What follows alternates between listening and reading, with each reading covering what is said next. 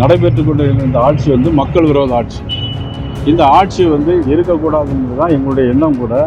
புரட்சி தலைவர் எம்ஜிஆருடைய பக்தர்களும் அந்த எண்ணம் தான் இருக்கும். உங்களோட லாஜிக் படி பார்த்தோம் அப்படின்னா திமுகவில் உள்ள 40 பேர் தமிழர்கள் தான், அவங்க வாக்களிக்கலையே. அது அவங்கள்ட்ட தான் போய் கேட்கணும். நீங்கள் தமிழர்களா இல்லையா, ஒரு தமிழருக்கு வாக்களிச்சிருக்கீங்களா அப்படின்னு சொல்லிட்டு அவங்கள்ட்ட போய் கேட்டால் பதில் சொல்லுவாங்க. சார், தமிழ்நாடு காவல்துறை திமுக அரசினுடைய ஏவல் துறையாக இருக்கு. ஆச்சி ராயல் குலோப் ஜாமுன் பேக்ஸ், ஒன்று வாங்கினால் ஒன்று இலவசம்.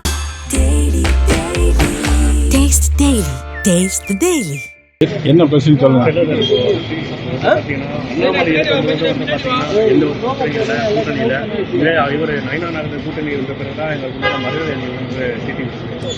அதெல்லாம் பேசி 3 நாளைக்கு முந்தி அதெல்லாம் முடிஞ்சு போன கதையை திருப்பி பேசிட்டு இருக்கீங்க. அதுக்கு அவங்களும் பேசி அதுக்கு நானும் பதில் கொடுத்துட்டேன். 2-3 நாள் ஆச்சு. அப்போ இன்னைக்கு வந்து கேட்குறீங்க.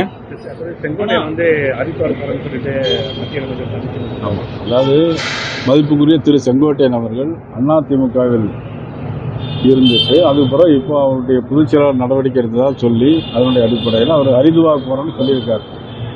அதுக்கும் எங்களுக்கும் எந்த விதமான சம்பந்தமும் கிடையாது. ஆனால் இப்போ என்டிஏ கூட்டணியிலிருந்து வெளியே வந்த தினகரனையும் ஓபிஎஸ் அவர்களையும் உள்ள சேர்க்கிறதுக்கான வாய்ப்பு இருக்கா? அதுக்கான முயற்சி எடுக்கிறீங்களா? சார், எங்களை பொறுத்த மட்டும் நடைபெற்றுக் கொண்டிருக்கிற இந்த ஆட்சி வந்து மக்கள் விரோத ஆட்சி. இந்த ஆட்சி வந்து இருக்கக்கூடாதுன்றது தான் எங்களுடைய எண்ணம் கூட. புரட்சி தலைவர் எம்ஜிஆருடைய பக்தர்களும் அந்த எண்ணம் தான் இருக்கும். அதில் அந்த அடிப்படையில் எல்லாரும் ஒன்றா சேர்ந்து வரணுங்கிறது என்னுடைய எண்ணம். என்டிஏ கூட்டணி வலுவாக இருக்குன்னு சொல்றீங்க. ஆனால் ஒவ்வொரு தலைவர்களாக தற்பொழுது என்டிஏ கூட்டணி வெளியே வந்துட்டு இருக்காங்க. சட்டம் ஏன்னா திமுக கூட்டணியில் அவங்களோட கூட்டணி அப்படியே பலமாக இருக்கு. ஆனால் நாங்கள் பலமாக இருக்குன்னு சொல்லக்கூடிய என்டிஏ கூட்டணி ஒவ்வொரு தலைவரும் இப்போ வெளியே வரதை எடுத்து பார்க்குறோம். இன்னும் தேர்தலுக்கு 8 மாதம் இருக்கு.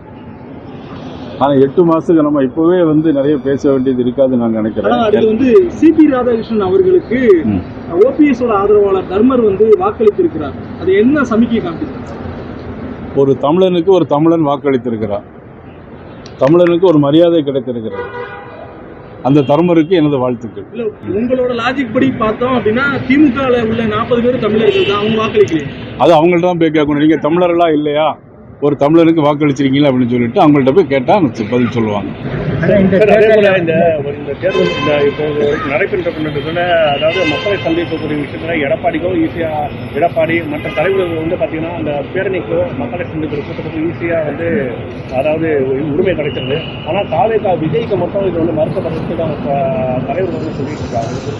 இல்லை, அதை பற்றி நான் கருத்து சொல்ல முடியாது.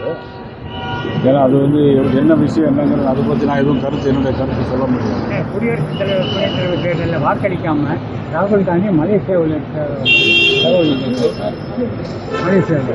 அதாவது தமிழ்நாட்டில் உள்ளவங்களுக்கு தமிழன் என்கின்ற உணர்வு இருக்கணும். இந்தியாவில் உள்ள ஒரு பிரஜைக்கு இந்தியன் என்கின்ற உணர்வு வேணும். வெளிநாட்டில் உள்ளவங்களுக்கு நம்ம இந்தியாவுடைய உணர்வு வராது. அது மாதிரி தமிழனா இருந்து வாக்களிக்க ஒரு தமிழனுக்கு ஒரு உரிமைகளை பெற்றுக்கொள்ளும். காவல்துறை வந்து சுற்றுப்பயணத்தை தடை செய்யறாங்க அப்படின்னு சொல்லியிருக்காங்க. சார், தமிழ்நாடு காவல்துறை திமுக அரசினுடைய ஏவல் துறையா இருக்கு. நேற்று முன்தினம் எங்கள் கட்சியை சேர்ந்த வேலூர் இப்ராஹிம் வந்து ஒரு மருத்துவமனையில் போய் கிட்னி டிரான்ஸ்பிளான்ட் பண்ணுறதுக்கு என்ன ப்ரொசீஜர் அப்படின்னு கேட்கறதுக்கு அப்படி போயிருக்காங்க. ஆனால் உடனே அவரை பல்வேறு குற்றப்பிரிவில் வழக்குகளை பதிவு செஞ்சு உடனே சிறையில் அடைச்சிட்டாங்க. அதுக்கப்புறம் இன்னைக்கு காலையில் கடலூருக்கு கூட்டிகிட்டு போயிருக்கிறாங்க. எந்த விதத்தில் நியாயம் அது? காவல்துறை என்ன வந்து 2 போலீஸ்காரர்கள் என்ன வந்து சந்தித்தாங்க. உடனே அவங்கள சஸ்பெண்ட் பண்ணி வெளியூருக்கு மாற்றிட்டாங்க. இதுதானே இந்த ஆட்சியில் நடக்குது. அது மட்டும் இல்லை, இன்னைக்கு கூட நீங்கள் பார்த்தீங்கன்னா பாலியல் வன்கொடுமை இன்னைக்கு கூட பத்திரிகையில் செய்திருக்கு. பாலியல் வன்கொடுமை 10 வயசு குழந்தையிலிருந்து 70 வயசு பெண்கள் வரையிலும் பாலியல் வன்கொடுமை. ஆசிரியர்கள்லாம் எல்லா பள்ளிக்கூடங்கள்லையும் எல்லாம் போதையோடு தான் உள்ளே வர்றாங்க. தலைமை ஆசிரியர்கள் வந்து மாணவிகளுக்கு பாலியல் வன்கொடுமை.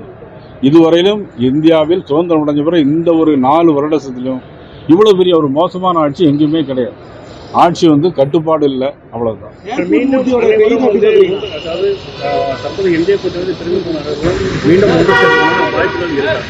கண்டிப்பாக இருக்கு சார். அவரோட கைது எப்படி பண்ணுறீங்க? நிச்சயமாகவே அதான் நான் சொன்னேன். இப்போ காவல்துறை வந்து அடிபட்டவங்களுக்கு மேலே வழக்கு, அடித்தவங்க மேலே வழக்கு இல்லை. காரணம் அவங்க வந்து திமுக கூட்டணியினுடைய ஆதரவாளராக இருக்கிறதுனால அந்த மாதிரி தான் ஒரு தலைகீழாக நடக்குது. யார் பாதிக்கப்படுறாங்களோ அவங்களே பிடிச்சு உள்ளே போடுறாங்க. அதுதான் நடக்குது. ஆச்சி ராயல் குலோப் ஜாமுன் பேக்ஸ் ஒன்று வாங்கினால் ஒன்று இலவசம். Taste the Daily.